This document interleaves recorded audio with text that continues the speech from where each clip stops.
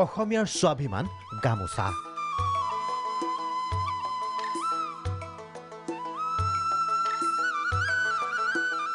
গামোচাখনেই অসমীয়াৰ আৱেগ মৰমৰ দিঘেৰে চেনেহৰ বাণীৰে বৈ লোৱা গামোচাখনিৰ কত যে কথা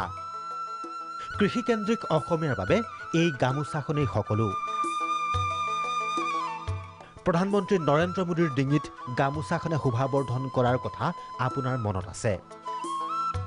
তদ্ৰুপ বলিউড সুপাৰষ্টাৰ সলমান খান আমিৰ খানৰ ডিঙিতো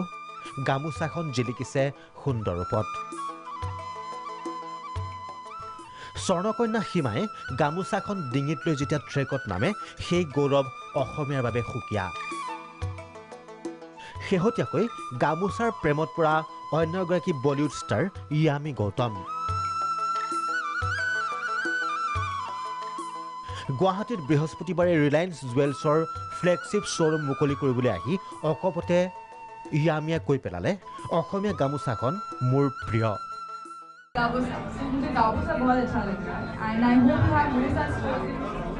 in Bombay and Delhi and other places also where we can see more of the work, the embroidery and the fabrics जिस तरह की यहाँ पर होता है the local artisans है